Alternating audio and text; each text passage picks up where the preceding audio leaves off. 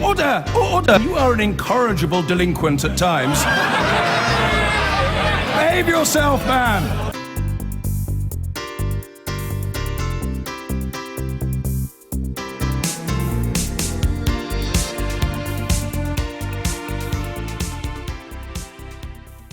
History will be kind to me, Winston Churchill once said, for I intend to write it. Every living Prime Minister has to watch as their legacy is written before their eyes. For some, though, it comes rather quickly. Our former Prime Minister David Cameron relinquished all the final trappings of power this week as he stepped down as an MP.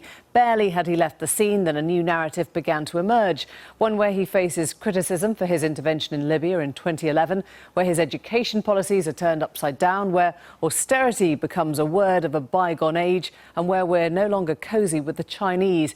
There seems to be little love lost between Theresa May and David Cameron, and every leader wants a new beginning. But there's a nakedness to leaving office, a vulnerability exposed by no longer having that last word.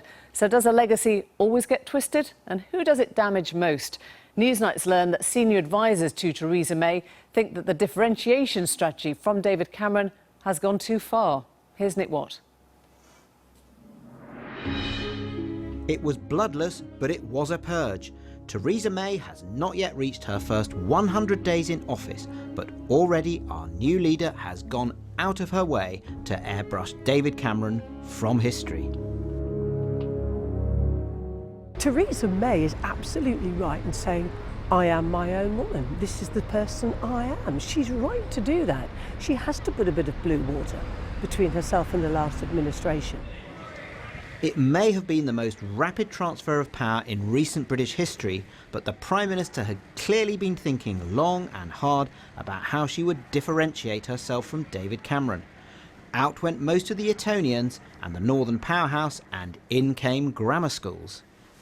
By choosing to talk about grammar schools, selection in education, whether it's back to 1950s schools or forward to something new we don't quite know the details of yet, she's definitely trying to be different to David Cameron. She knows Cameron at the start talked about education and progress, but he didn't talk about selection. He took a stand against selection.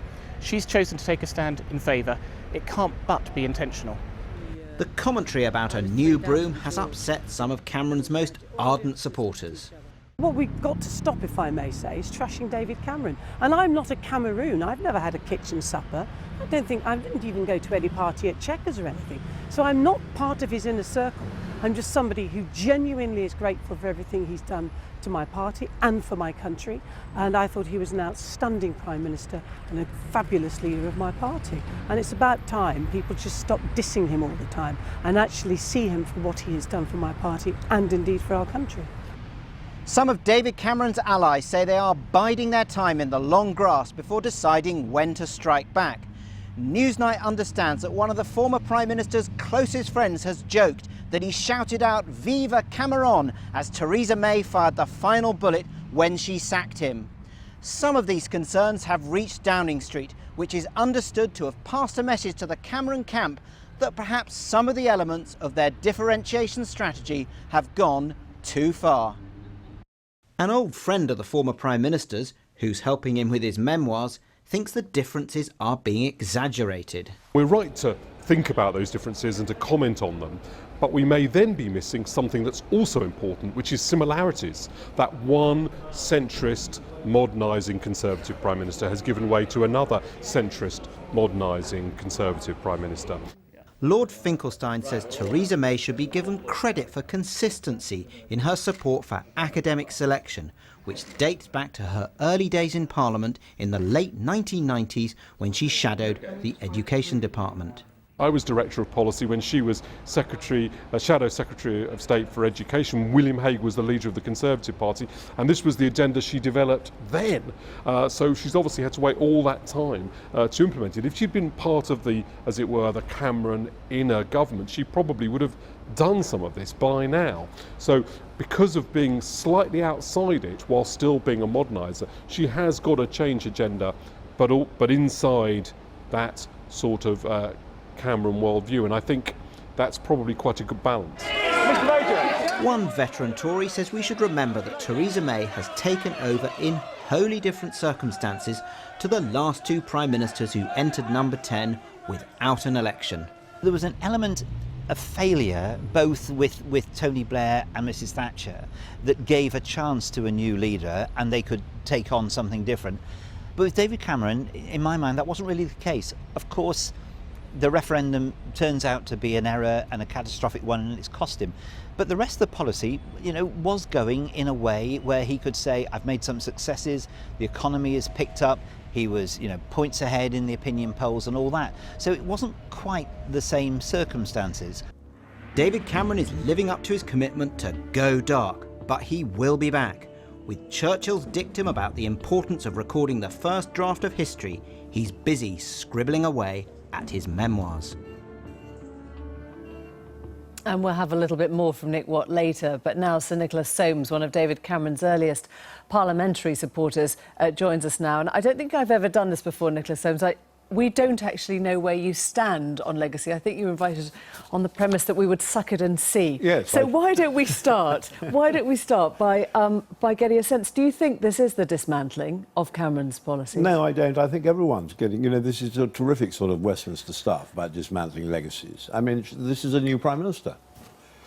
David Cameron has left, to my sadness, under 50, and still with a lot more to give, but he decided, I think rightly, that he should leave, and he's gone, and the party has moved very quickly to elect a new Prime Minister, and I think that she has every right to have who she wants in our cabinet, who she wants in what job, and she is part of the first, very much central to the first Cameron government, and I think she's building on it. A complete coincidence that he acknowledges his resignation 10 minutes before Justine Greening gets up to stand on grammar schools, or that she made a speech. The very first words are about elitism being rejected, about austerity being rejected, about all those things that we've heard so much about over the last 6 years. Emily, I'm a sort of rotten person to get on this because I don't know anything about the sort of ins and outs. I'm not being so naive about it. I just don't know anything about it. I believe that David Cameron was right to resign, actually, because I think he does feel that every time he chooses to say something, and he will want to say stuff as a Member of Parliament, he will be put, as Ted Heath was in a very ill-judged time when he was out of office. So I think he was right to do that. I think the situation is, as Nick Watt said in his piece, he interviewed, I think it was Alistair Burt, who said the situation is completely changed. We have this extraordinary challenge of Brexit. I think the kind of very harsh austerity... But even her own advisers think that she's gone too far. Well, that may... In terms of differentiation, if you pick 5 things in the last week, and I'm not even counting the Libya report, which obviously has come independently, whether it's education, whether it's this pause on Hinckley, which we'll know about soon, whether it's HS2, whether it's the relations with the Chinese, the grammar schools, all the rest of it, Rona Fairhead, you don't have to look very far to see how many things she's undoing. I don't see it as a sort of big issue. I think Hinkley Point is one of the most expensive, extremely controversial projects. I think any incoming Prime Minister would want to have a very careful look at it. I think that the Rona Fairhead thing, I don't know what the great issues are there, but they've decided to move. She's perfectly entitled to do this. It is a new administration, but it is an administration that is going to quite clearly build on all the reforms that Tim Montgomery and others would like to see, and is going to go, actually, I think, rather further than David was able to go. OK, so let's take it one further then. You think she's in the right direction. If these things do get undone, even though you're a firm supporter of Cameron's, you wouldn't be upset? No, I'm not upset. I think, politics is a harsh, rough and bloody business, and Mrs May is the new Prime Minister. She takes a certain view. She's absolutely entitled to take her administration in the way that she thinks fit, but she is building on the Cameron inheritance. But what does the Tory party do? Does the Tory party say, yes, we're all for academies, and then, yes, we're all for grammar schools? Or, well, I think whether yes, we're for academies, it doesn't mean to say whether you're for grammar schools, it doesn't mean to say you're not for academies. I'm absolutely pro anything that is going to enhance the life chances of a lot of people who really are not getting a fair crack of the whip. If you choose to put a grammar school in a post-industrial town where there are no good schools, I think that is a wonderful thing to do. A wonderful thing to do. So I think she's going to press on, and I think she has the space and the opportunity in a way. Look at David Cameron's battle on gay marriage. And you think she'll succeed with Brexit? Sorry? You think she'll succeed with Brexit? Well, I think Brexit is a very difficult, complex matter, which you're going to discuss with the former Prime Minister of Finland. I think it's going to, it's either going to go smoothly for us, which I don't think it will, or it's going to be a very bitter and protracted affair. And I'm afraid it's going to be a bitter, protracted affair, and it could last a very long time. And one thing I do know, and I hope the Prime Minister, I'm sure she is very aware of it, the world is not going to wait for Britain to make its mind up. We need to get on with this. Sir Nicholas Holmes, thanks very much. Well, joining us now, as you might have worked out, the Times columnist Tim Montgomery and Polly Toynbee, joint author of Cameron's Coup. Very nice to have you both here. So you heard from Sir Nicholas this sense that actually it's business as usual, this is just what you do. Are you hearing, Tim, a proper new territory with Theresa May now, a differentiation strategy? Well, look, on the 23rd of June, I think Britain didn't just vote for Brexit. We had a huge number of disaffected, poorer Britons who, in their vote, were crying out for change. And I think if Theresa May, as the new Prime Minister, didn't acknowledge that, as well as wanting to leave the European Union, there was a call for a different kind of politics, she'd be failing in her task. Even though he won the election. He won the election on his policies a year ago. He won the general election with 36% of the vote against a pretty weak Labour leader in Ed Miliband. What Brexit was, the referendum, I think, was a bigger referendum on what people thought of Britain. I think if David Cameron had been in the position that Theresa May is in now, he would be recalibrating policy as well. I think what is remarkable is there's much more continuity between Theresa May and David Cameron. Do you see and we're continuity, inevitably focusing on the differences and the I evolution. agree with Tim. Now, there you go. I think what we're going to see is a remarkable amount of continuity. What she's done is get rid of his chums and people she doesn't like, and brought in her own chums, the way Prime Ministers do. What really matters in the end is what she does about the economy. We've just been through a government where Osborne and Cameron were committed to reducing the size of the state in Britain to about the same size as the American state, down to 35%.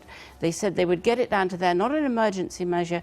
That was how it was going to stay. As a result, public services have been absolutely cut right across the board. And in social care, in the NHS, in a number of fields, the pain is really being felt now. But I don't see any sign of her changing direction on that. And that's what really matters in the end. So is she a greater evil or a lesser evil than... I mean, you were no fan of Cameron's. I think that they're very much on the same track. I think they're both considerably to the right. I mean, Cameron and Osborne had a rather sort of relaxed veneer that allowed people like Lord Finkelstein, who Nick interviewed, to say, well, they were centrist modernisers. But they weren't. They were much harder than Mrs Thatcher. Their cuts have been much deeper, much more profound than anything Margaret Thatcher thought she could begin to do. And I think that will continue. Well, that's nonsense. And I think it's too early to judge where Theresa May is going to go on economic policy. I personally think one of the most interesting interventions we've had since the Brexit referendum was from the Thatcherite Minister Sajid Javid, who said we should be borrowing 20 billion extra a year to put into infrastructure, to housing, to make the Northern powerhouse that was such a central project of George Osborne's real, because it didn't have the money. But that's gone now. I mean, it's No, it hasn't gone. What has happened, and I think this is where the media are guilty, Emily, of a little bit of exaggeration. All Theresa May has said is that the Northern powerhouse up until now was too focused on Manchester. Absolutely. And it's going to focus on other cities. But she's taking these phrases that we have heard about and been fed on for the last 6 years, you know, whether it's austerity. The first thing she said was, austerity we're going to re-look at. The Northern powerhouse is not about the North, it's about all the parts of the country that, you know, perhaps have been forgotten, that have showed up in some of the Brexit vote there. I mean, that is differentiation, that's exactly... Well, it's got to be, because if the government of Britain did not respond to one of the most historic votes in our nation's history, and not exaggerating, and recalibrate policy, it would be wrong. So now, does that mean that all the people that voted for David Cameron, or that the country that voted David Cameron into power in 2015 didn't actually like his policies. No, I don't think that's. I mean, who knows? It's always a choice, and most people hold their nose and go for what seems to them the most competent person on offer. I mean, the idea that there is going to be a great shift. We had a very good speech from her on the threshold of number 10, talking about the poor, talking about opportunity, and all sorts of things. But we've been there before. It's exactly what David Cameron did in his run-up to taking power. I think her problem is that she hasn't been tested. She's arrived without any kind of election or selection. She hasn't been grilled by the likes of you, so that when she comes up with a policy like grammar schools, which she somehow imagines will be popular, she hasn't had a chance to test it out. And I think she's making mistake after mistake. And the grammar schools one is going to be a big embarrassment, because there are a lot of Conservatives who know very well the majority of people now get the school of their first choice. After grammar schools, 80% won't. But if you were Cameron now, would you start feeling uncomfortable? I mean, the resignation that came on Monday, it was timed to perfection. That wasn't just accidental. Who knows? I think David Cameron is someone who is probably going through emotional turmoil. You know, he won a general election a year ago. He master of the political universe in a sense, and then he's been humbled. Can I just say that she's quite right? He is a sensible enough politician to know that his successor needs to have her own agenda. And I think what we are seeing is a review of policy that is necessary, but actually on some of the key fundamentals, getting our deficit under control, biasing tax cuts to the low paid, ensuring that the education system serves the disadvantaged. She's actually much more of a Cameroon than a sort of Thatcherite politician. It would be quite... We're just hearing that we think Hinkley Point has been approved. Not 100% confirmation, but that is what we're starting to hear now. And this is the one thing I do worry about Theresa May. You know, the defining policy that she was associated with was control of immigration. And yet, when she had the opportunity to deliver the means to control immigration by leaving the EU, she hesitated. Can I just say and the one same thing? thing might be Tim, happening with hang on a Hinkley. minute. Very quickly, she has every reason to feel a lot of resentment against David Cameron. The legacy that he has left her is appalling. The Brexit conundrum is just dreadful and will overwhelm her government and her party at the same time as the state of the NHS and a number of other problems on her plate. He really has left her with some pretty bad stuff, and I wouldn't be surprised if she's grinding her teeth. Nick Watt has slipped back into the hot seat. Nick, where will we pick up with all this? Hinkley, the memoirs, Cameron's legacy, you take it on. Yes, well, it is interesting. Laura Koonsberg, the political editor of the BBC, she's reporting that a source is saying that both the Chinese and the French governments have been informed that the government will approve the Hinkley C power deal, and they expect the deal to be announced tomorrow. Important to say, no official confirmation yet. And it's interesting that sources close to the deal are saying that the Chinese are unlikely to accept conditions unless they get a guarantee over their hope that they will have the right to be the sole sort of builder of that second nuclear power plant at Bradwell. Now, what's interesting about this is that Theresa May called a halt to the Hinkley C point decision. It was one of the first things she did as Prime Minister. If she had actually stopped it, that would have led to a huge crisis in Britain's relations with China. China going to soon be the world's largest economy. But she couldn't just say, I'll accept it as it is. So clearly, as Laura is saying here, she's accepting it with some conditions. And we're talking about continuity here. You mentioned the memoirs that are coming out with Lord Finkelstein on David Cameron. What sort of tome do you think that will be? Well, it's interesting, you know, Lord Finkelstein, a familiar and friendly face in the Newsnight village. He is going to be helping David Cameron with his memoirs. And you may say David Cameron takes great pride in his first at Oxford. So why would he need help with a little bit of writing? I think he's realising that the memoirs are going to be an absolutely mammoth task. So why not have one of the UK's finest political writers, who also happens to be a friend for the last 20 years, helping you out on it? Now, what's interesting is that David Cameron has clearly been thinking about these memoirs right back for some time into his time in Downing Street. He hasn't exactly done a sort of a Tony Benn notepad under the table in the cabinet room, but clearly he has been doing some work on these memoirs. Nick, thanks very much indeed. I've been getting